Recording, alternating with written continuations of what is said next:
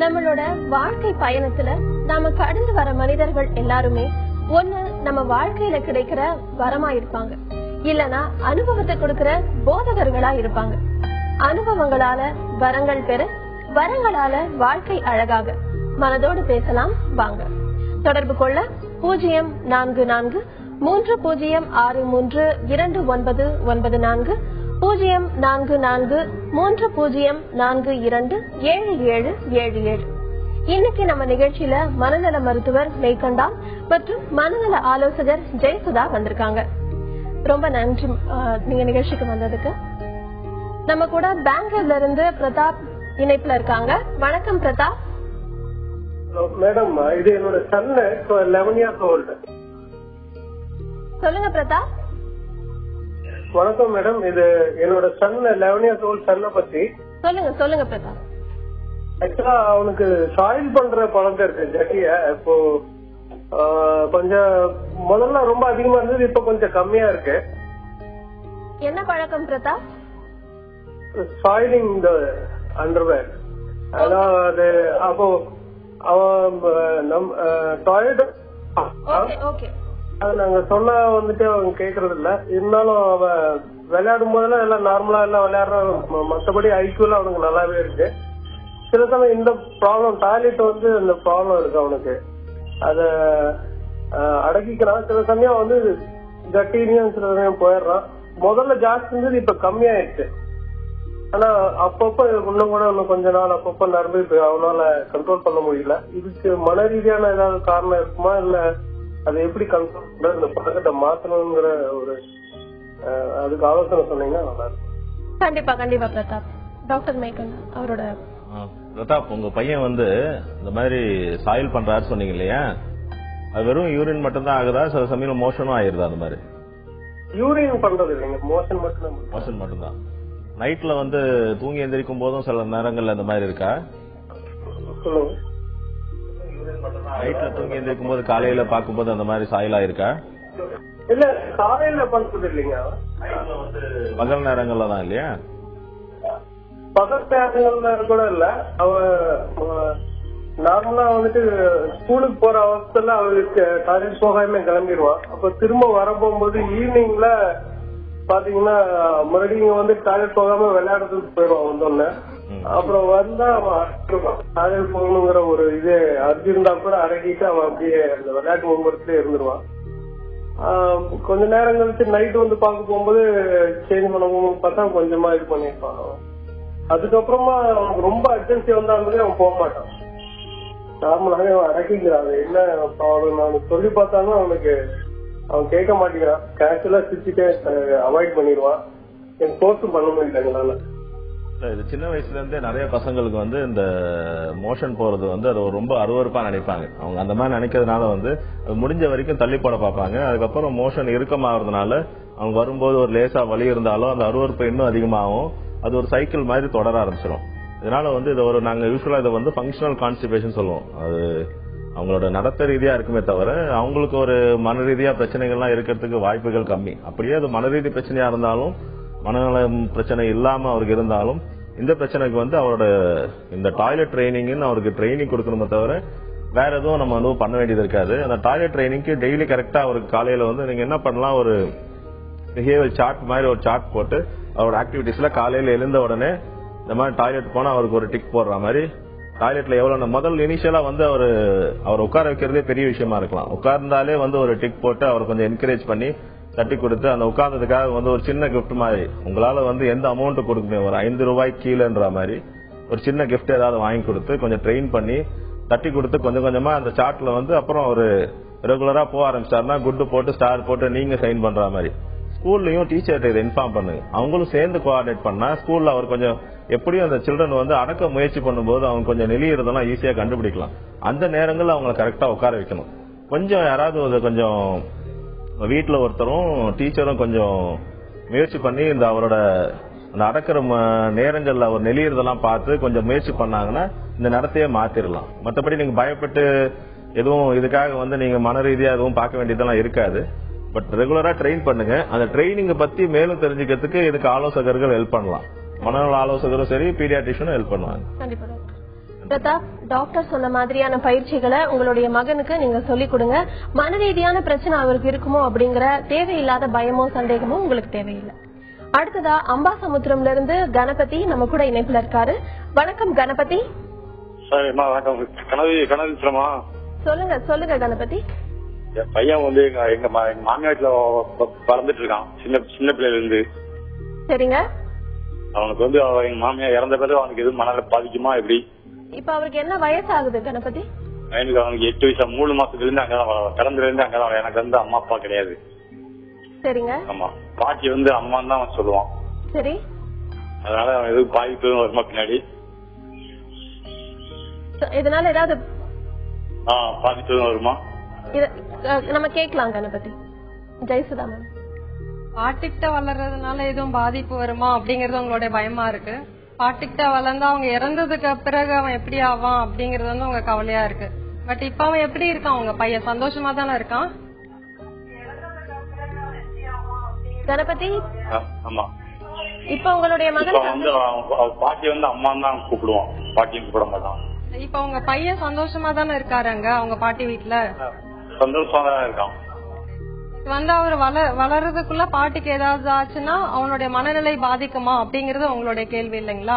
இது வந்து என்ன ஆகும்னீங்கன்னா, நம்மளுக்குள்ள இயற்கையாவே வந்து ஒரு விஷயம் இருக்கு. யாராவது ஒரு டெத் அப்படின்னு ஒரு இழப்பு அப்படிங்கறது வந்து நார்மலாவே அந்த இழப்புல இருந்து வெளியே வர்றதுக்காக இயற்கையாவே நம்மளுக்குள்ள வந்து ஒரு ஸ்கில் இருக்கு.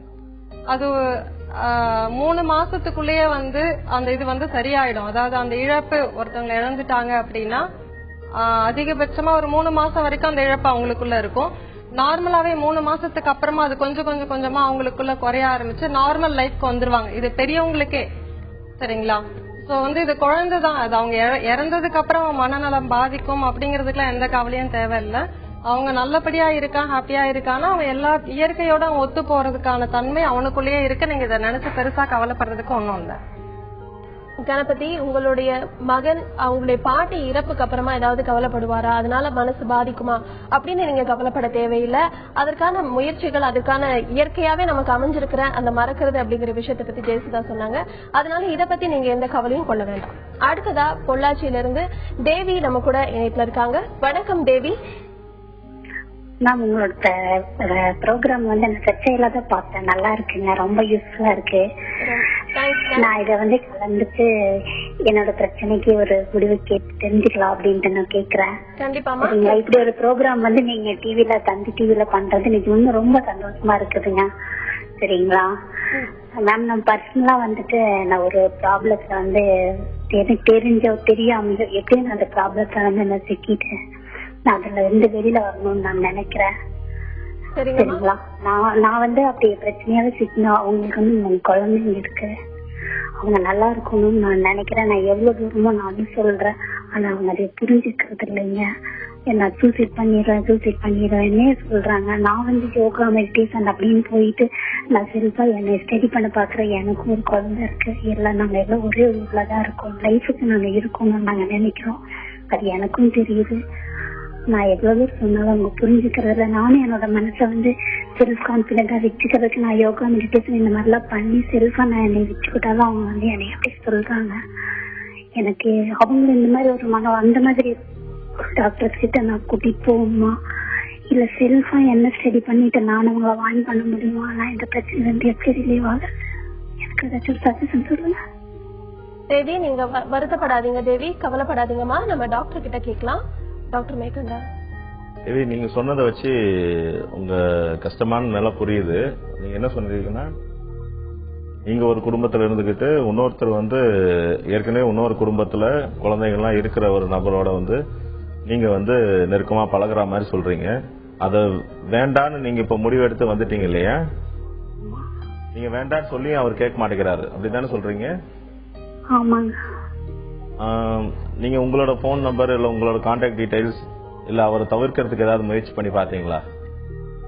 நான் எல்லாமே பண்ணேன். நான் இப்ப ரீசெண்டா தான் என்ன பண்ணேன். அவங்களோட வீட்டுல அவங்க வயசுக்கு தெரிஞ்சு எங்களை 2 பேர்த்தையும் நிக்க வச்சு அவங்க வான் பண்ணாங்க. நான் அதுல இருந்து அந்த பொண்ணோட மனசு சூழ்நிலை எல்லாம் நான் அந்த பொண்ணோட இடத்துல இருந்து நினைச்சு பார்த்துட்டேன். எவ்வளவோ அவங்களுக்கு புத்திமதி சொல்லி நான் போன் எல்லாம் நான் அவாய்ட் பண்ணினாலும் அவங்க நான் வெளியில போனா எந்த இடத்துல இருந்தாலும் அவங்க வர்றாங்க, வந்து என்கிட்ட பேசுறாங்க.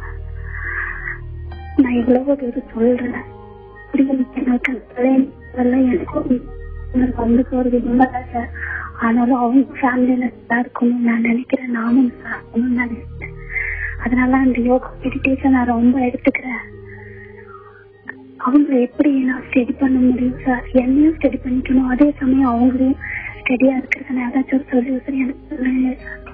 அவங்க ஃபேமிலி கிட்ட அவங்க வைஃப் யார்ட்டையாவது வந்து இந்த மாதிரி நீங்க இதுக்கப்புறம் வந்து அவங்க வாழ்க்கையில குறுக்கிட மாட்டீங்கன்னு சொல்லிட்டு நீங்க அவரை தவிர்க்கிறதாவும் அவர் தான் அதுக்கு மேலே முயற்சி பண்றதாவும் எடுத்து சொல்லிடலாம்.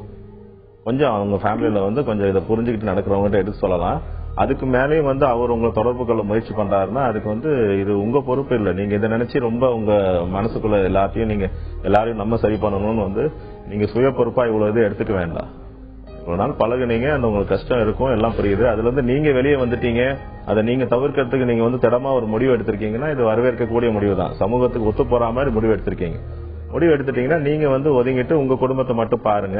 அதுக்கு மேலேயும் அவருக்கு இதுல முடியல அப்படின்னா வந்து அவரை வந்து அவங்க வீட்டுல இருக்கவங்க யாராவது வந்து ஒரு மனநல ஆலோசகத்தையோ மருத்துவத்தையோ எடுத்துட்டு போயிட்டு அவர் உங்களை மறக்கிறதுக்கு கஷ்டப்படலாம், அதனால திரும்ப திரும்ப வரலாம். அவருக்கு என்ன தொந்தரவோ அதுக்கு அவருக்கு உதவ அவங்க குடும்பம் தான் முன் வரணுமே தவிர இதுக்கு அவருக்கு உதவணும்னு நினைச்சு நீங்க ஏதாவது வந்து ஸ்டெப் எடுக்க போனீங்கன்னா அது உங்களுக்கே வந்து அது வினையா வந்து முடியலாம். அதனால நீங்க அவர் குடும்பத்துல வந்து எடுத்து சொல்லிட்டு அவரை தவிர்க்கிறது நல்லது. வணக்கம் யுவராஜ். வணக்கம் மேடம். சொல்லுங்க யுவராஜ். சொல்லுங்க வணக்கம் மேடம். என்னோட ஏதோ வந்து ஷார்ட்டா சொல்லிடுறேங்க. அதாவது எங்க கூட பிறந்தவங்க ஒரு அண்ணன் தங்கச்சி. எங்க அம்மா வந்து 8 வயசுல இறந்துட்டாங்க. அதுக்கு பின்னாடி நானாகட்டும் எங்க அம்மாட்டும் வந்து விடுதிகள் தான் படிச்சுட்டு வந்தோம். எங்க தங்கச்சி 5வது விடுதிகள் தான் படிச்சுட்டு வந்தாங்க. ஒரு பர்சன்டேஜ் எல்லாமே ஒரு 23 வயசு வரும்போது பக்காவா எல்லாமே எங்களுக்கு படிச்சாகட்டும் வேலையாகட்டும் எல்லாமே தொடர்ந்து நம்மளுக்கு அரசாங்க வேலை தான் இருக்கேன். நான் ரெகுலர் வேலை செஞ்சுட்டு இருக்கேன். எனக்கு 36 வயசு ஆகுது. எல்லாமே நடந்துட்டு இருக்கு. ஆனா வந்து என்ன அப்படின்னா எங்க அப்பா வந்து திரும்ப மறுமணம் செஞ்சுக்கல. நாங்க சின்ன வயசுல எங்க தங்கச்சிக்கு வந்து 5வது படிக்கும் மறுமணம் செஞ்சுக்கல. எல்லாமே வந்து எங்க ஹாஸ்டல்ல படிக்க வச்சு நல்லபடியா இருக்காரு. ஆனா வந்து எங்களை மேல கொண்டு வரணும்ன்றதுக்காக என்ன பண்ணாரு, நிறைய பணத்தை வந்து சொந்தக்காரங்க முடியல ஒரு லீவ்ல வந்து ஹாஸ்டலுக்கு இன்னொரு உறவினர் வீட்டுக்கு போவோம். அங்க தங்கி போகும்போது அவங்க வந்து எல்லாமே வந்து எங்களை வந்து ஒரு தவறுக்காய் யூஸ் பண்ணி அவங்களோட இது பண்ணிட்டாங்க.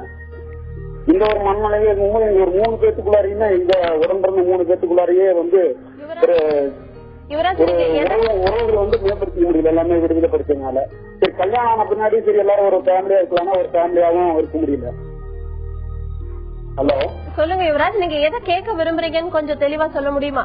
அப்ப என்ன அப்படின்னா அந்த எல்லாமே வந்து எங்களை யூஸ் பண்ணி வந்து ஒருத்தருக்கு நான் ஒரு உறவினர்கிட்ட போறோம் அப்படின்னா எங்களை யூஸ் பண்றாங்க. அவங்களுக்கு என்ன நாங்க எல்லாம் செய்யறோமோ எல்லாமே செய்யறோம். ஆனா ஏதோ ஒரு விஷயத்துல வரும்போது எங்களை ஏமாத்திடுறாங்க பண்றாங்க. இது என்னாச்சுன்னா என் மனசுக்குள்ள ரொம்ப இதா இருக்கு. இப்ப வந்து அந்த ஒரு வாழ்க்கையை கடந்துட்டு இப்ப வேலைக்குன்னு வந்துட்டோம். வேலைக்குன்னு வந்த பின்னாடி எனக்குன்னு தனியா ஒரு குடும்பம் ஆகி போச்சு. இதே மாதிரி வந்து வேலையில ஒரு ஆபீஸ்ல ஒர்க் பண்றேன் அப்படின்னா என்னை வச்சு நான் வந்து கொஞ்சம் சுறுசுறுப்பா வேலை செய்யணும். எல்லாருமே என்கிட்ட வேலை வாங்குறாங்க. ஆனா எனக்கு அந்த இடத்துல ஒரு பிரச்சனை வரவங்க யாரும் எனக்கு ஹெல்ப் பண்ண மாட்டேங்கிறாங்க. எனக்கு இது இதனால வந்து என் மேல எதனாச்சும் பிரச்சனை இருக்கா இல்ல சுத்தி நடக்கிறவங்க வேலை பிரச்சனையா அப்படின்ற மாதிரி நான் ஜட்ஜ் பண்ண முடியாத ஒரு குழப்பமான மனநிலை இருக்கேன். இல்ல எதனாச்சும் நான் மாத்திக்கணும், என்னோட நடவடிக்கைகள் மாத்திக்கணும், இந்த மாதிரி ஏமாற்றங்களை தவிர்க்க முடியும் அப்படின்றதுனாலதான் ஒரு டாக்டர் கேட்கலாம்னு சொல்றேன். கண்டிப்பா கண்டிப்பா யுவராஜ். ஜெயசுதா மேம், யுவராஜோட பிரச்சனை. யுவராஜ், நீங்க சொன்னீங்க எல்லாருமே வந்து உங்ககிட்ட வேலையெல்லாம் வாங்கிக்கிட்டு கடைசியா ஏமாத்திடுறாங்க. அதனால எனக்கு வந்து இதுல நான் எப்படி நடந்துக்கணும் அப்படிங்கறது உங்களுடைய கவலையா இருக்கு. நீங்க பேசுறத வச்சு பார்க்கும்போது பார்த்தா நீங்க வந்து ஒரு நான் அசர்ட்டிவ்னஸ் உங்களுக்கு வந்து கொஞ்சம் கம்மியா இருக்கலாம்னு நினைக்கிறேன். இந்த அசர்ட்டிவ்னஸ் அப்படிங்கறது என்னுடைய உரிமைக்காக எங்க நான் நோ சொல்லணுமோ அந்த இடத்துல நீங்க முடியாது அப்படிங்கிற விஷயத்த ஸ்ட்ராங்கா ஃபர்மா சொன்னீங்கன்னா உங்களை வந்து சுத்தி ஏமாத்துறவங்களை வந்து நீங்க ஓரளவுக்கு ஏமாத்துறதுல இருந்து உங்களை தவிர்த்துக்க முடியும். நீங்க வந்து எல்லாருமே நல்லவங்க, எல்லாருக்குமே வந்து சில பேர் நோ சொல்ல முடியாம தவிப்பாங்க. உங்களுக்கு பிடிக்கல அப்படின்னா கூட என்னால முடியாது மாட்டேன் அப்படின்னு சொல்றதுல உங்களுக்கு கொஞ்சம் சிரமமா இருக்கும். சோ இப்படி எல்லாமே செஞ்சுட்டு லாஸ்டா மனசு வந்து சும்மா இருக்காது, கணக்கு பார்க்கும். உங்களுக்கு எல்லாருக்கும் நான் இவ்வளவு செஞ்சல, நீங்க எனக்கு என்ன செய்யறீங்க அப்படின்னு கணக்கு பார்க்கும்போது அங்க உங்களுக்கு நஷ்ட கணக்கு தான் மிஞ்சுது. சோ அங்க உங்களுக்கு கோவம் வருது, எல்லாரும் இப்படி ஏமாத்திட்டாங்களே, நான் இப்படி கோமாளி ஆயிட்டனே அப்படின்னு வந்து உங்களுக்குள்ள மனசு வந்து ஒரு வலிக்குது, ஒரு வருத்தமா இருக்கு. இதுல இருந்து நீங்க வெளியில வரணும்னா உங்களால முடியாது அப்படின்னு தெரியற விஷயத்த தெளிவா கட் அண்ட் ரைட்டா முடியாது அப்படின்னு சொல்ற ஒரு தைரியத்தை அசர்ட்டிவ்னஸ் சொல்லுவோம். இந்த ஸ்கில்ல கொஞ்சம் வளர்த்துக்கிட்டீங்கன்னாவே போதும். நான் முடியாதுன்னு சொல்ல முடியாது, அவங்க எல்லாம் தப்பா நினைச்சுக்குவாங்க, எனக்கு அந்த மாதிரி குணம் எனக்கு இல்லையே அப்படின்னு நினைச்சீங்கன்னா ஏமாத்துறவங்க உங்களை சுத்தி கடைசி வரைக்கும் இருந்துட்டு தான் இருப்பாங்க. நீங்க ஏமாறாம இருக்கிறது எப்படி அப்படின்னு நீங்க ஒரு சில விஷயங்கள் உங்களை மாத்திக்கிட்டீங்கன்னாவே இந்த விஷயத்துல இருந்து நீங்க வெளியில வந்துடலாம். யுவராஜ், சில விஷயங்களுக்கு உங்களால ஒரு விஷயத்த செய்ய முடியலன்னா அது என்னால முடியல அப்படின்னு அவங்க மனசு கஷ்டப்பட்டாலும் பரவாயில்ல, ஆனா உங்களால அது முடியல அப்படின்றப்ப அதை நீங்க சொல்லி பழகிக்கோங்க. சின்ன சின்ன விஷயங்கள்ல அந்த மாதிரி நீங்க சொல்ல ஆரம்பிச்சீங்கன்னாலே பெரிய விஷயத்துல கூட உங்களால ஈஸியா அதை பண்ணிட முடியும். அடுத்ததா சென்னையில இருந்து பாட்ஷா நம்ம கூட இணைப்புல இருக்காங்க. வணக்கம் பாட்ஷா. வணக்கம் பாட்ஷா. சொல்லுங்க பாட்ஷா, நீங்க எதை பகிர்ந்துக்க போறீங்க? மேம் ஹலோ சொல்லுங்க பாட்ஷா. மேம் நான் எனக்கு ஒரு வருஷம் ஃப்ரெண்ட் இருந்துட்டேன் மேம். நான் 12 வருஷம் ஏர்போர்ட்ல ஒர்க் பண்றேன் மேம். சரிங்க. அதனால இறந்துட்டான் மேம். வரும் அவன் ஞாபகமா இருக்கு மேம். எனக்கு 2 குழந்தை இருக்கு மேம். சரிங்க. அதனால அவரு தொடர்புல இல்ல டாக்டர். இப்போ அந்த ஃப்ரெண்ட் இறந்து போயிட்டதா அவரு சொன்னாரு. சோ அதுல இருந்து வெளியில வர முடியல அப்படின்றத அவரு கேட்க வந்திருப்பாருன்னு நினைக்கிறேன். அதுக்கு அவர் என்ன மாதிரியான நேரோட கால் துண்டிக்கப்பட்டனால அதுவாதான் இருக்குன்னு நினைச்சு பேசலாம். ஃப்ரெண்ட்ஸ் இறந்து போறது எல்லாருக்குமே அவங்க வாழ்க்கையில ஒரு கட்டத்துல இருந்தாலும் sooner R later it happens சொல்லுவாங்க. இப்ப இல்லைனாலும் இன்னொரு நாள் இந்த மாதிரி நமக்கு நெருக்கமானவங்க ரொம்ப க்ளோஸா பழகுறவங்க இறந்து போறது அதை ஃபேஸ் பண்ணக்கூடிய நிலைமை வரும். இந்த மாதிரி வரும்போது இயற்கையாவே அவங்க நினைச்சு அவங்க விட்டு சென்ற விஷயங்கள், அவங்க ஞாபகப்படுத்துறாம விஷயங்கள்லாம் நமக்கு அழுகையை வர வைக்கும், ஒரு துக்கத்தை உண்டாக்கும். அதனால என்னடா ஒரு வாழ்க்கைன்னு ஒரு வெறுப்பு வரும். அந்த வெறுப்பு நாங்க எல்லாத்தையும் சேர்த்து அது கிரீஃப்னு சொல்லுவோம். அது நார்மலா 1 மாசத்துல இருந்து 3 மாசம் வரைக்கும் இருக்கும். ஒரு சிலருக்கு ஒரு 6 மாதம் வரைக்கும் இருக்கும். அதுக்கு மேல 6 மாசத்துக்கு மேலேயும் அந்த கிரீஃப் இருந்துச்சுன்னா ஒரு மனநல மருத்துவரையோ ஆலோசகரையோ பார்த்து அது எனக்கு இந்த மாதிரி மறக்க முடியல, ஏன் அந்த மாதிரி இருக்கு, அந்த அளவுக்கு இவரால் ஏன் அதுல இருந்து வெளியே வர முடியலன்னு அந்த காரணத்தை பார்க்கணும். இவர் சொல்றதை வச்சு பாத்தீங்கன்னா 1 இயர் ஆயிடுச்சுன்ற மாதிரி சொன்னாங்க. அந்த 1 இயர் ஆயிடுச்சுன்னா இன்னும் அவரால் மறக்க முடியலன்னா ஒரு மனநல மருத்துவரையோ ஆலோசகரையோ பார்த்து அந்த கிரீஃப்ல இருந்து வெளியே வரதுக்கு கொஞ்சம் கவுன்சிலிங் தேவைப்படும். அது அந்த கவுன்சிலிங்ல மெயினா இப்போ இந்த நேருக்கு தற்கொலை எண்ணங்கள் இருக்கா, அவரு ஏன் அந்த ஃப்ரெண்டை மறக்க முடியலன்னா அவங்க கொஞ்சம் டீடைல்டா அவரோட உட்கார்ந்து கலந்து பேசி வேற என்ன காரணம்னு கண்டுபிடிப்பாங்க. அதனால ஒரு மனநல மருத்துவரையோ ஆலோசகரையோ பாக்குறது நல்லது. கண்டிப்பா. அடுத்ததா சென்னையில இருந்து கவிதா நம்ம கூட இணைப்புல இருக்காங்க. வணக்கம் கவிதா. வணக்கம் மேடம், நான் டாக்டர்கிட்ட பேசலாங்களா? பேசலாம் கவிதா, பேசுங்க. Hello sir. சொல்லுங்கம்மா, சொல்லுங்க. என் குழந்தை 4th ஸ்டாண்டர்ட் படிக்கிறான். சரிங்க. அவன் ரெகுலரா போர்ட பார்த்து எழுதிட்டு வர மாட்டான். ரெகுலரா ஃபர்ஸ்ட் ஸ்டாண்டர்டு அவன் ஸ்கூல்ல சேர்ந்த நாள்ல இருந்தே என்னன்னா அவனோட ப்ராப்ளம் எழுதிட்டு வர மாட்டான். அவன் எழுதிட்டு வர்றது இல்ல, நார்மலாவே போர்ட பார்த்து எழுதிட்டு வரது இல்ல, ஹோம்ஒர்க் பண்றது இல்ல, எதுவுமே அட்டென்ஷனே கிடையாது போல இருக்கு. அது எப்படி சரி? வேற ஏதாவது கம்ப்ளைண்ட் சொல்றாங்களா உங்க டீச்சர்? அவன் நார்மலா கிளாஸ்ல உட்கார மாட்டான், ஏதாவது ஸ்லோவா எடுக்கிறான் நோட்டு, அவன்கிட்ட பேக்ல இருந்து நோட் எடுக்க தெரியல, இந்த மாதிரி ஏதாவது ஒண்ணு டீச்சர்ஸ் சொல்றாங்க. அவன்கிட்ட ரெக்வெஸ்ட் பண்ணா மட்டும் எழுதிட்டு வரான். பிளீஸ் எழுதிட்டு வா, எல்லாரும் நம்ம வீட்டுல கஷ்டப்படுறோம்ல அப்படின்னு சொல்லி எழுதிட்டு வரான். வருத்தப்படாதீங்கம்மா, இது சரி பண்ணக்கூடிய பிரச்சனை தான். வேற எதுலயாவது உங்க வீட்டுல கூட உட்கார்ந்து ஹோம்ஒர்க் பண்ணும்போது அவருக்கு கவனம் திசை திரும்புது, அவரால் ஒரு இடத்துல ஒரு அரை மணி நேரத்துக்கு மேல உட்கார முடியல, அந்த மாதிரி எல்லாம் உங்களுக்கும் தோணுதா? நீங்க பாக்கும்போது அப்படி தோணுதா உங்களுக்கு? ஷாப்பிங் போனா கூட எங்க கைய பிடிச்சிட்டு வர மாட்டான், தனியா ஓடணும்னு நினைப்பான். அப்படியே இதுக்கு முன்னாடி இந்த மாதிரி ஷாப்பிங் போன இடத்துல அவங்க கைய பிடிச்சிட்டு இல்லன்றீங்க இல்லையா? நாங்க மனநல மருத்துவர்கிட்ட கூட்டு போனோம். அப்ப அவங்க சரி இந்த குழந்தைங்க எல்லாம் படிப்புனாலுமே கசப்பான்னு நினைப்பாங்க அப்படி சொல்லி டேப்லெட் கொடுத்தாங்க. அப்ப நாங்க கொடுக்கும் போது அவன் ஆக்டிவிட்டிஸ் தான் கம்மியாச்சு, ஆனா கொஞ்சம் எழுதிட்டு வந்தான் அந்த டைம். அதே டேப்லெட் திரும்ப கொடுத்துருக்கலாமா இன்னும் கொஞ்ச நாள் தொடர்ந்து? ஏன் நீங்க பயந்து நிறுத்திட்டீங்களா? அவன் ஆக்டிவிட்டிஸ் கொஞ்சம் குறையுதுன்னு சொல்லி நாங்க கொடுத்தோம். இல்ல இவங்க கவன குறைவு இருக்கும்போது அவங்க கவனம் திசை திரும்பி நிறைய வேலைகள் பண்ணுவாங்க. ஆனா எந்த வேலையுமே உருப்படியா செய்ய மாட்டாங்க. ஒரு வேலை செஞ்சு முடிக்கிறதுக்கு முன்னாடி அடுத்த வேலைக்கு போவாங்க. அந்த மாதிரி அவர் துருத்துருன்னு ரொம்ப சுறுசுறுப்பா நீங்க பார்த்ததுனால அந்த டேப்லெட்ல அவர் கவனம் வந்து ஒரு வேலை செஞ்சா கூட உங்களுக்கு அந்த வேலைகள் வந்து அவர் கவனம் குறைஞ்சி செஞ்சுட்டு இருந்ததை விட இப்ப செய்யற வேலை கம்மியானமா உங்களுக்கு தோணி இருக்கலாம். நீங்க அந்த மருந்து கொடுத்தாங்க இல்லையா, அதே மருத்துவத்தையே காட்டி வந்து இது அவருக்கு உண்மையாவே ஆக்டிவிட்டிஸ் குறைஞ்சதா இல்ல அவருக்கு கவனம் சரியாயி ஒரு வேலைகள் செய்ய ஆரம்பிச்சது உங்களுக்கு இப்படி தோணுதான்னு மட்டும் பாருங்க. அந்த மாத்திரை அவருக்கு சூட் ஆச்சுன்னா நீங்க கொடுக்கலாம். நீங்க சொல்றதெல்லாம் வச்சு பார்க்கும்போது கவனக்குறைவு மற்றும் ஹைப்பர் ஆக்டிவ் சொல்லுவோம், attention deficit hyper active disorder மாதிரி தான் தெரியுது. இந்த மீத்தைல் ஃபெரிடேட்னு ஒரு நல்ல மாத்திரை இருக்கு. அந்த மாத்திரை வந்து கொடுத்தா வந்து கொஞ்சம் ஒரு வருஷமோ 2 வருஷமோ தொடர்ந்து கொடுக்கணும். உங்க குழந்தை வந்து அந்த கவனம் குறையாம ஒரு வேலையை தொடர்ந்து செய்யறதுக்காக அவங்க அது கொஞ்சம் செட் ஆகி வரதுக்கு ஒரு 1 year 2 years ஆகும். அது வரைக்கும் டாக்டர் சொல்ற மாதிரி கரெக்டா அந்த மாத்திரையை கொடுத்து கொண்டு வாங்க, சரி பண்ணிடலாம். இந்த பிரச்சனைக்காக நீங்க இவ்வளவு வருத்தப்பட வேண்டாம். அதே மனநல மருத்துவத்தையோ இல்ல உங்களுக்கு அந்த மனநல மருத்துவர்கிட்ட ஏதாவது இந்த குண குறைபாடுகள் இது சரியாகலன்னு சொன்னீங்கன்னா நீங்க வேற ஏதாவது மனநல மருத்துவர் கூட பாருங்க. பார்த்துட்டு இதை சரி பண்றதுக்கு பாருங்க. நீங்க வருத்தப்படாதீங்க. சரியா கவிதா? டாக்டர் சொன்ன மாதிரி உங்க குழந்தைய நினைச்சு நீங்க வருத்தமோ கவலையோ படாதீங்க. நீங்க அதை நினைச்சு ரொம்பவே கவலைப்படுறீங்கன்னு தெரியுதுமா. நீங்க எந்த மனநல மருத்துவரை பாத்தீங்களோ, எந்த மாத்திரை அவர் கொடுத்தாரோ அதை நீங்க கண்டினியூ பண்ணலாம். இல்ல அவர் சொன்ன மாதிரி நீங்க வேற மனநல மருத்துவரை கூட பாக்கலாம். அவரை பார்த்து உங்க மகனுக்கு இருக்கிற பிரச்சனைகளை அவர்கிட்ட நீங்க சொல்லுங்க. அடுத்ததா மதுரையில இருந்து கனகராஜ் நம்ம கூட இணைப்புல இருக்காரு. வணக்கம் கனகராஜ். வணக்கம் மேடம். சொல்லுங்க கனகராஜ், நீங்க எதை பகிர்ந்துக்க போறீங்க? நான் மேடம் சின்ன பிள்ளைல இருந்து எனக்கு அம்மா இருந்தா மேடம். சரிங்க. அம்மா அப்பா இருக்காங்க, எனக்கு அம்மா இல்லை மேடம். சரிங்க. சொந்த சிவகாட்சியா மதுரை தங்கி வேலை போட்டேன். சரிங்க. அதான் தனியாவே இருக்கலாம், வெறுப்பா இருக்கு மேடம், இருக்கவே பிடிக்கல. உங்களுக்கு என்ன வயசு ஆகுது கனகராஜ்? வயசு இப்ப 25 வயசு நடக்கும் மேடம். சரிங்க.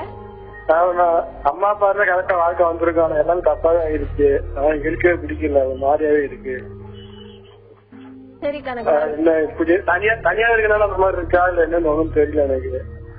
சரி அக்கா பிள்ளைகளா இருக்காங்க 2 பேரு. சரி. அவங்களுக்காக தான் இவ்வளவு நாளா இருக்கேன். ஆனா இனிமே அம்மா இருந்தோமே நான் இறந்துட்டேன். சரிங்க. எனக்கு இருக்கவே பிடிக்கல. அதான் எப்படி என்ன சொல்லலாம், என்ன இருக்கு. நீங்க அந்த மாதிரி எண்ணங்கள் எல்லாம் உங்க மனசுல வச்சுக்காதீங்க கனகராஜ். நம்ம இதை பத்தி கேட்கலாம். ஜெயசுதாமன். கனகராஜ். கனகராஜ், உங்களுக்கு வந்து 22 வயசு ஆகுது சொன்னீங்க. அப்பா அம்மா இல்ல, அதனால நான் வந்து தனிமையா ஃபீல் பண்றேன் அப்படின்னு சொன்னீங்க. இப்ப நம்ம பாக்குற நிறைய பேர் பாத்தீங்கன்னா சுத்திலும் நிறைய பேர் இருப்பாங்க. அப்பா அம்மா அக்கா தங்கைகள் ஃப்ரெண்ட்ஸ் எல்லாருமே ஆபீஸ் எல்லாரும் சுத்தி இருந்தா கூட சில பேருக்கு வந்து நான் தனிமையா இருக்கேன் அப்படிங்கிற ஒரு ஃபீலிங் வரும். உங்களுக்கு அக்கா இருக்காங்க சொல்றீங்க, அக்கா பசங்க எல்லாம் இருக்காங்க சொல்றீங்க. நீங்க அவங்களோட வந்து உங்களை வந்து ஒரு மிங்கிளாக கொஞ்சம் பழகிக்கோங்க. எல்லாரும் இருந்தும் இல்லங்கிறது வந்து ஒரு சைடு இருக்கு. பட் இது மட்டும் உங்களுக்கு வாழ்க்கை இல்லை. இனிமே இருக்கக்கூடிய வாழ்க்கையெல்லாம் வந்து நீங்க அழகா அமைச்சுக்கலாம். நீங்க நினைச்சீங்கன்னா உங்களை சுத்தி நிறைய பேரை நீங்க வந்து சம்பாதிக்க முடியும். உங்க ஃப்ரெண்ட்ஸ், உங்களுடைய மனைவி. சோ எனக்கு யாருமே இல்ல, நான் தனிமையா இருக்கேன் அப்படிங்கிற ஒரு ஃபீலிங்ல இருந்து வெளியில வர்றதுக்கு உங்களை கொஞ்சம் நீங்க ரெடி பண்ணீங்கன்னாவே உங்களால முடியும். சரிங்களா? இப்ப வந்து அக்கா குழந்தைங்களோட கொஞ்சம் பழகிறதுக்கு ட்ரை பண்ணுங்க. உங்களுடைய நண்பர்கள், உங்களுக்கு ஃப்ரெண்ட்ஸ் இருந்தாங்கன்னா அவங்களோட நீங்க அதிகம் பழகலாம், பேசலாம். சோ இழந்ததை நினைச்சு வருத்தப்பட்டுட்டே இருந்தீங்கன்னா உங்களுக்கு வந்து மேபி உங்களுக்கு டிப்ரெஷன் வர்றதுக்கு வாய்ப்பு இருக்கு.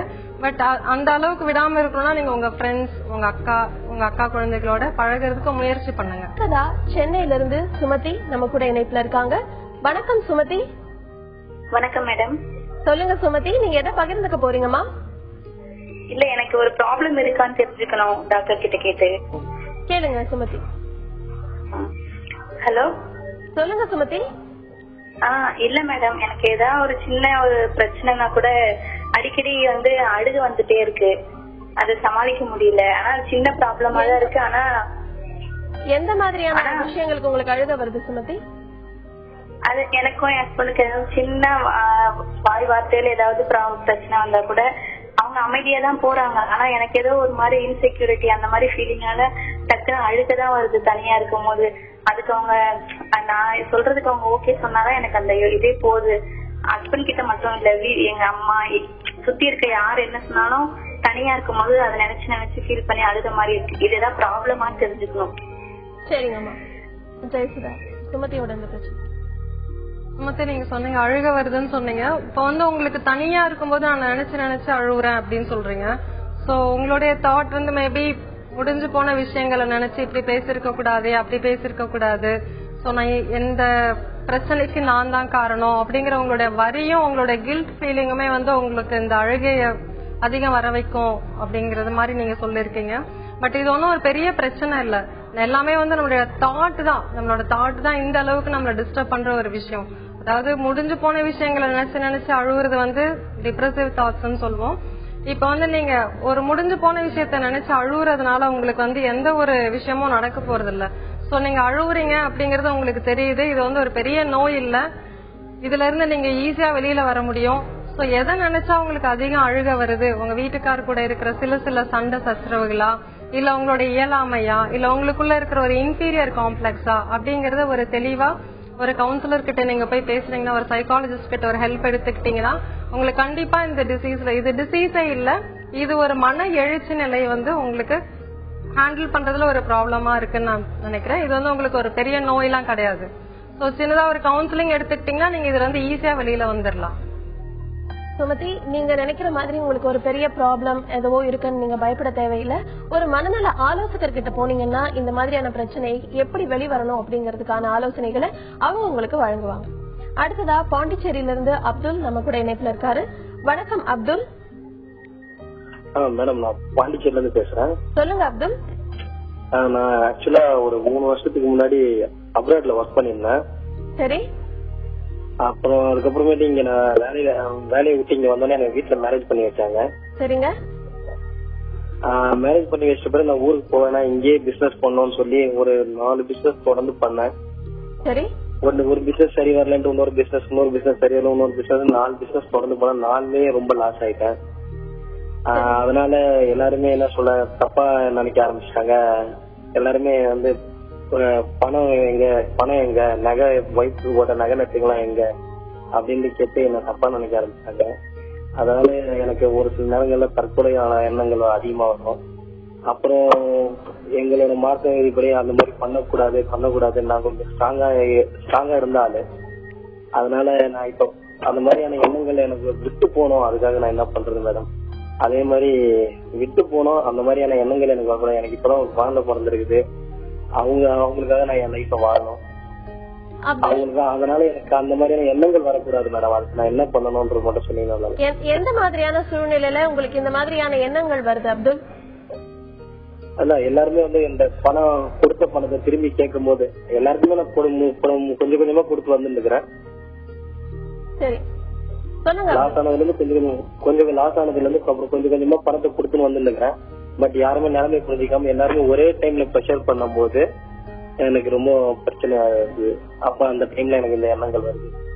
சரி சரி டாக்டர் மேகண்டான். அப்துல், நீங்க கவலைப்படாதீங்க. நீங்க சொல்றத வச்சு பார்க்கும்போது ஒரு மனசோர்வு நிலைதான் உங்களுக்கு இருக்கு. நீங்க சொன்ன அறிகுறிகள்லாம் வச்சு பார்க்கும்போது இந்த மனசோர்வு நிலை 2 வகையா வரலாம். காரணமே இல்லாம வரலாம். இல்ல ஒரு சிலருக்கு வியாபாரத்துல நஷ்டமோ, இல்ல உங்க தொழில் நடத்தும் போது திரும்ப லாஸ் ஆகுறது, ஃபெயிலியர்ஸ் நிறைய இருந்தா இந்த மாதிரி மனசோர்வு ஆகும்.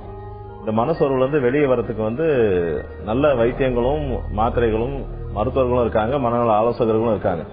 உடனே ஒரு மனநல மருத்துவரை பார்த்து இதுக்காக மருந்துகளும் எடுத்துக்கலாம். நீங்க தற்கொலை எண்ணங்கள் சொன்னீங்க. தற்கொலை எண்ணங்கள் வருதுன்னா எங்களை பொறுத்த வரைக்கும், மனநல மருத்துவத்தை பொறுத்த வரைக்கும் எமர்ஜென்சின்றது சூசைடு எண்ணம் இருக்கவங்க வந்தா உடனே அவங்களுக்கு தேவையான மருந்துகளும் தீவிர சிகிச்சையும், அது கூட தேவைப்பட்ட பல வகை ட்ரீட்மெண்ட் இருக்கு. இப்பெல்லாம் ட்ரீட்மெண்ட்ஸ் வகைகள்ல தற்கொலை எண்ணங்களுக்குன்னு ஸ்பெசிபிக்கா கரண்ட் ட்ரீட்மெண்ட் உட்பட பல ட்ரீட்மெண்ட் இருக்கு. உடனே எடுத்து உங்களுக்கு ஒரு புத்துணர்ச்சி கொடுத்து நீங்க கொஞ்சம் கொஞ்சமா உங்களோட கடன் எல்லாம் அடைச்சு நீங்க திரும்ப வர வரைக்கும் உங்க வாழ்க்கைக்கு ஒரு சப்போர்ட்டா ஒரு மருத்துவரோ ஆலோசகரோ இருப்பாங்க. உடனே போய் ஒரு மனநல மருத்துவரை பாருங்க. இது பிசினஸ்னால லாஸ் ஆனது, அதனால என் மனசுக்கு அதுக்கு சம்பந்தம் இல்லை நினைக்காம, உங்க மன சோர்வு இருக்கு, அதுல வெளியே வர்றதுக்கு மருத்துவரை பார்த்து வைத்தியம் எடுத்து நிம்மதியா இருக்கலாம். சரிங்களா அப்துல்? டாக்டர் சொன்ன மாதிரி நீங்க இப்ப இருக்க சூழ்நிலையில இருந்து உங்க பிரச்சனைகள்ல இருந்து நீங்க வெளிவரதுக்கு ஒரு நல்ல மனநல மருத்துவர் இல்லனா மனநல ஆலோசகரை பாருங்க. இதற்கான வழிகளை அவங்க உங்களுக்கு கொடுப்பாங்க. அடுத்ததா பெங்களூர்ல இருந்து கவிதா நம்ம கூட இணைப்புல இருக்காங்க. வணக்கம் கவிதா. ஹலோ, வணக்கம் மேடம். சொல்லுங்க கவிதா. எனக்கு வந்து கொஞ்ச நாளா பயம் இருந்துகிட்டே இருக்கு. ஆல்மோஸ்ட் லாஸ்ட் 2 இயர்ஸா நான் வந்து இதுக்குன்னு சொல்லிட்டு மெடிசன்ஸ் எடுத்துட்டு இருக்கேன். சைக்காட்ரிஸ்ட பார்த்து அவங்க மெடிசன் எனக்கு கொடுத்துட்டு இருக்காங்க.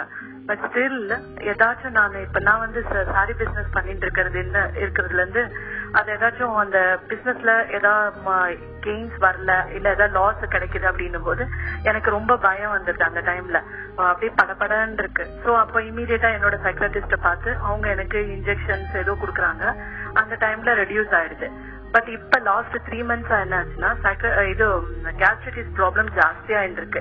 லைக் வாமிட்டிங், அப்புறம் வந்து ஸ்டமக் பெயின், இது ரெண்டுமே வந்து இந்த லாஸ்ட் 6 மந்த்ஸ்ல 3 to 4 டைம்ஸ் வந்திருக்கு. எதுக்குன்னு சொன்னா இந்த ஃபீலிங்ஸால தான் அப்படிங்கறது எனக்கு தெரியுது. அவங்களும் சொல்றாங்க நீ உன்னோட கெமிக்கல் ரியாக்ஷனாலதான் அந்த மாதிரி இருக்கிறது அப்படின்னு சொல்றாங்க. எஸ்பெஷலி வந்து என்னோட ஹஸ்பண்டும் நானும் எங்களோட கம்யூனிகேஷன் வந்து ரொம்ப கம்மி. அவரு நானும் பேசிக்கிறது ரொம்ப கம்மியா இருக்கு. அதே நேரத்துல நாங்க 2 பேரும் ஒன்னா படுத்துக்கிறதும் கிடையாது. குழந்தைங்க எல்லாரும் ஒன்னாதான் படுத்துக்கிறோம். நாங்க தனியாவும் பேசி பார்த்தேன். பிகாஸ் குழந்தைங்கள 2 பேரும் தனியா படுத்துட்டு நம்ம படுக்கலாம்னா he is not interested. So இப்ப நான் வந்து நிரந்தரமா இதுக்கு சொல்யூஷன் வேணும்னு நினைக்கிறேன். லைக் அதாவது எவ்ரி 3 மந்த்ஸ் போறது, இன்ஜெக்ஷன் எடுத்துக்கிறது, மெடிசன் எடுத்துக்கிறது, இதேதான் சொல்யூஷனா இல்ல வேற ஏதாச்சும் மெத்தட்ல அதை கண்ட்ரோல் பண்ண முடியுமா? இத தெரிஞ்சுக்கலாம்னு சொல்லிட்டு போன் பண்ணிருக்கேன். கண்டிப்பா கண்டிப்பா கவிதா. டாக்டர் மேகண்டான், கவிதாவோட பிரச்சனை. கவிதா, நீங்க சொன்னதை வச்சு பார்க்கும்போது இதுக்கு நிரந்தரமா சொல்யூஷன்னா வந்து அந்த நீங்க எடுத்துக்கிற மாத்திரையும் இன்ஜெக்ஷன்ஸும் வந்து உங்க மைண்ட ஒரு பேலன்ஸ் பண்ணி கொண்டு வரும். அது இன்னும் எவ்வளவு நாள் எடுத்துக்கணும், உங்களுக்கு பேசிக்கலாவே பதட்டம் இருக்கிறதுனால இந்த மாத்திரைகளும் அதுக்கேற்ற மாதிரி 3 மாசத்துக்கு ஒரு தடவை இந்த மாதிரி பிரச்சனை வரும்போது அந்த மருத்துவரும் உங்களுக்கு கரெக்டா அதுக்காக அட்ஜஸ்ட் பண்ணி தராரு. அப்ப நல்லா இருக்குன்னு சொல்றீங்க. இது இப்படியே இருந்துட்டு இருக்கிறதுனால இது இல்லாம இருக்கணும்னா ஒண்ணு இந்த தொழில் ரீதியா இந்த பிசினஸ் இல்லாம வேற மாதிரி எங்கேயாவது நீங்க ஒர்க் பண்ணீங்கன்னா ஒரு சேலரிடு எம்ப்ளாயா இருந்தா அது கொஞ்சம் ஈஸியா இருக்கும். இந்த அளவுக்கு உங்களுக்கு ஒவ்வொரு தடவையும் போயிட்டு நீங்க பதட்டம் வரும்போது ஏமாற்றம் அடைஞ்சிருவோமோ அந்த ரிஸ்க்கும் அதிகம் கிடையாது உங்களுக்கு வேற எங்கேயாவது வேலை பார்க்கும்போது. நீங்க சுயமா ஒரு பிசினஸ் பண்ணும்போது அது லாஸ் ஆயிருமோன்ற அந்த ஒரு இன்செக்யூரிட்டி எந்த ஒரு பிசினஸ் மேனுக்கும் இருந்துட்டு தான் இருக்கும். ஏற்கனவே பதட்டம் இருக்கிறவங்க சுயமா பிசினஸ் பண்ணும்போது அந்த பதட்டம் ஜாஸ்தி ஆகும். அதனால இந்த மருந்துகள் அட்ஜஸ்ட்மெண்ட் உங்களுக்கு தேவைப்படும். ஒண்ணு இந்த பிசினஸ் ரீதி இல்லாம வேற ஏதாவது தொழில் பண்ணலாமா, வேற எங்கேயாவது நீங்க இன்னொருத்தர் கீழே வேலை பார்க்க முடியுமான்னு பார்க்கலாம். அடுத்தது உங்க கணவன் கூட இருக்க பிரச்சனைகள், அதனால வந்து உங்களுக்கு ஸ்ட்ரெஸ் அதிகமாகுது, அதனால கேஸ்ட்ரைட்டிஸ் எல்லாம் இருக்குன்னு அதுக்கு உங்க கணவன் கூட நீங்க கலந்து பேசி யூஸ்வலா வந்து உங்களோட வயசுக்கும் உங்களுக்கு இப்ப 2 குழந்தைங்க இருக்குன்றீங்க. இந்த இடத்துலயும் வந்து கணவன் மனைவியோட தாம்பத்திய உறவு வந்து நீடிச்சு இருக்கணும். அதுவும் இல்லைன்றீங்க. அதுக்கு வந்து என்ன பண்ணலான்றதுக்கு நீங்களும் ஒரு கணவரும் உங்க கணவரும் சேர்ந்து ஒரு மேரிட்டல் தெரப்பி, ஒரு மனநல ஆலோசகர்கிட்டயோ மருத்துவர்கிட்டயோ கலந்து பேசி உங்களோட உறவுகளை இன்னும் ஸ்ட்ரெங்தன் பண்றதுக்கு, அதை எப்படி வந்து இன்னும் நீங்க அதிகமாக்கலான்றதுக்கு கவுன்சிலிங் போக வேண்டியது இருக்கும்.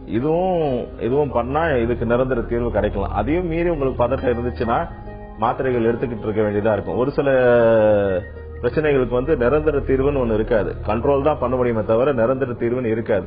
இந்த 2 விஷயத்தையும் பண்ணியும் உங்களுக்கு தீர்வு வரலன்னா நீங்க மாத்திரை எடுத்துக்கிட்டே இருக்க வேண்டியது கூட இருக்கலாம். கவிதா, டாக்டர் சொன்ன மாதிரி நீங்க உங்க சுய தொழில் பண்ணிட்டு இருக்கீங்க. அதை விட்டுட்டு வேற வேலைக்கு போக முடியுமா அப்படின்னு யோசிச்சு பாருங்க. அது மட்டும் இல்லாம உங்களுக்கும் உங்க கணவருக்கும் கான்வர்சேஷன், கம்யூனிகேஷன் கம்மி ஆயிடுச்சுன்னு சொல்றீங்க. அதுக்காக ஒரு மனநல ஆலோசகரையும் போய் பாருங்க. அப்ப இந்த நீங்க ரெகுலரா மாத்திரை எடுக்க வேண்டியது குறையறதுக்கான வாய்ப்பு இருக்கு. அடுத்ததா சேலம்ல இருந்து லதா நம்ம கூட இணைப்புல இருக்காங்க. வணக்கம் லதா. வணக்கம் மேடம். சொல்லுங்க லதா, நீங்க எதை பகிர்ந்துக்க போறீங்கம்மா? ஆமா, எங்க வீட்டுக்கார மேல எனக்கு கொஞ்சம் அதிகமா சந்தேகம் வருது.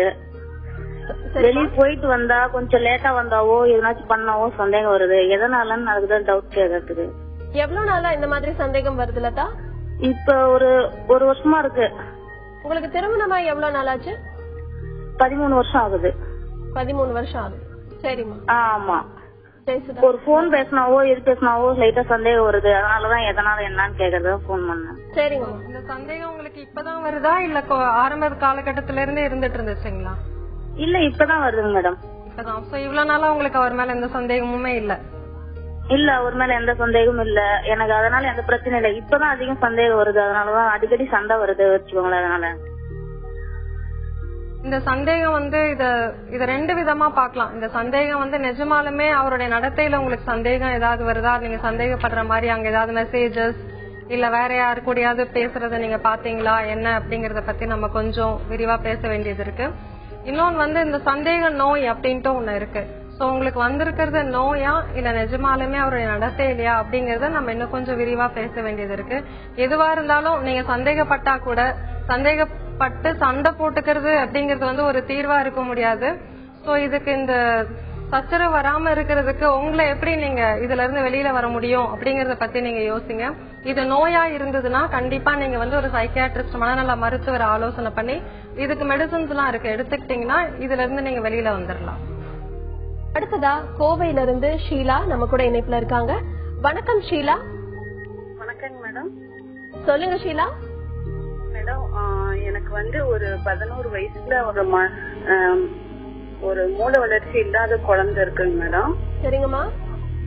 எங்க குடும்பத்துல உள்ளவங்க யாருடைய சப்போர்ட்டும் இல்லாததுனால அந்த குழந்தைய வந்து முழுசுமா நாங்களே பாத்துக்க வேண்டிய சூழ்நிலையில இருக்கிறோங்க, கணவரும் நானும் தான். சரிங்கம்மா. இடையில வந்து ஒரு 2 வருஷம் 3 வருஷத்துக்கு முன்னாடி நான் ஒரு கவர்மெண்ட் வேலைக்கு போயிட்டு இருந்தேங்க மேடம். அதுவும் வந்து சரிவர செய்ய முடியல குழந்தைய வச்சுக்கிட்டு. அதனால வந்து அந்த குழந்தைய நினைச்சும் எங்கேயுமே வேலை செய்ய முடியறது இல்ல. வீட்டுக்குள்ளாரையும் பொருளாதார பிரச்சனைங்க அதை நினைச்சு ரொம்ப டிஸ்டர்பன்ஸா இருக்குங்க மேடம். எந்த வேலையும் வீட்டுக்குள்ள செய்ய முடிய மாட்டேங்குதுங்க. மைண்ட் வந்து எனக்கு சரியா எந்த வேலையிலயும் ஈடுபாடு இருக்க மாட்டேங்குது. உடம்பும் வந்து ரொம்ப வீக்கான மாதிரி ஃபீல் பண்றேங்க. சோர்வா இருக்குங்க, டயர்டா இருக்கு, ஒரு தைரியம் இல்லாம இருக்கு. என்ன செய்யணும்னு எனக்கு தெரியலங்க. டாக்டர் வருத்தப்படாதீங்கம்மா. டாக்டர் மேகந்தான் இவங்களுடைய உங்க கஷ்டம் புரியுதுங்கம்மா. எப்பவுமே வந்து ஒரு குழந்தைய வளர்க்கறதே ரொம்ப கஷ்டமான விஷயம். அதுலயும் வந்து ஒரு மனநல வளர்ச்சி கம்மியா இருக்க குழந்தைக்கு வந்து நீங்க தான் எல்லாமே பண்ண வேண்டியது இருக்கும். பொறுப்பா அவங்களை இருந்து பாத்துக்கிறது. அவங்க இருக்கிறதுனால அவங்கள வீட்டுல விட்டுட்டு நம்ம எங்கேயும் வேற ஃபேமிலி ஃபங்க்ஷனுக்கோ இல்ல வெளியூர் எங்கேயாவது ஒரு 2 நாள் 3 நாள் தங்குற மாதிரியோ போக முடியாது. உங்களோட அன்றாட வாழ்க்கையும் சரி உங்களோட வேலைகளும் இந்த குழந்தையினால பாதிக்கப்படும். இது இத்தனை வருஷமா இந்த குழந்தைய பார்த்து இதை நாங்க என்ன சொல்லுவோம்னா கேர் கிவர் பேர்டன். அவங்க கூட இருந்து அவங்க பாக்குறாங்க இல்லையா, அந்த கேர் கொடுக்கறவங்க வந்து அந்த பேர்டன் அனுபவிச்சு ஒரு ஸ்டேஜ்ல வந்து பர்ன்ட் அவுட் ஆயிருவாங்க. அது என்னதான் தாயா இருந்தாலும் அவங்க திரும்ப பார்த்து இந்த மாதிரி அவங்களுக்கும் வந்து மன வளர்ச்சியும் வந்து அதுக்கு மேல வளராம இருக்கிறதுனால இவங்க இந்த மாதிரி அவங்களுக்கு கவனம் கொடுத்து இவங்க கொஞ்சம் மனசளவுல சோர்வே வந்துடும். அந்த பர்ன்ட் அவுட் ஸ்டேஜ்ல வந்து ஒரு மனசோர்வு மாதிரி வந்தா மாதிரி தான் உங்களோட அறிகுறிகள்ல நீங்க சொல்றீங்க. சோர்வா இருக்குன்றீங்க, எதுலயும் ஈடுபாடு இல்லைன்றீங்க, வேற எந்த இதுவும் பண்ண முடியலனாலுன்றீங்க, ஒரு எனர்ஜி லெவலே இல்லாத மாதிரி சொல்றீங்க. இதெல்லாம் சரியாகணும்னா ஒண்ணு நீங்க அந்த கொஞ்சம் வேற யாராவது வந்து ஒரு வீட்லயே ஒரு வேலையாள் யாராவது போட்டு அந்த குழந்தைக்கு கொஞ்சம் செய்ய வேண்டிய வேலைகள்லாம் ஒரு வாரத்துல 2 நாளாவது அவங்க செஞ்சுட்டு அந்த 2 நாள் நீங்க பிரேக் எடுத்துக்கங்க. நீங்க பிரேக் எடுத்துட்டீங்கன்னா அந்த 2 நாள் உங்களோட பேட்டரி ரீசார்ஜ் ஆகி நீங்க கொஞ்சம் சுறுசுறுப்பா இருக்க முடியும். அதுவும் அந்த மாதிரி செஞ்சு உங்களுக்கு வந்து மனசு வந்து அதே மாதிரி சோர்வா தான் இருக்குன்னா நீங்க ஒரு மனநல மருத்துவரையோ ஆலோசகரையோ பார்க்க வேண்டியது இருக்கும். முடிஞ்ச வரைக்கும் உங்களோட ஃப்ரெண்ட் சர்க்கிள்லயோ இல்ல உங்களோட சொந்தக்கார சர்க்கிளையோ இல்லைன்னா ஒரு வேலைக்கு ஒரு ஆளாவது போட்டு உங்களோட இந்த குழந்தைய பாத்துக்கிற சுமையில இருந்து கொஞ்சம் வெளியே வர முயற்சி பண்ணுங்க. டாக்டர் சொன்ன மாதிரி அந்த ஆலோசனைகளை எடுத்துக்கோங்க. அதுக்கான முயற்சிகளை செஞ்சு பாருங்க. உங்களுடைய குழந்தைய பாக்குறதுக்கு யாராவது ஒரு ஆளை நியமிச்சு பாருங்க. அப்ப உங்களுக்கு இருக்கிற இந்த பர்டன் கொஞ்சம் குறையறதுக்கான வாய்ப்பு இருக்கு.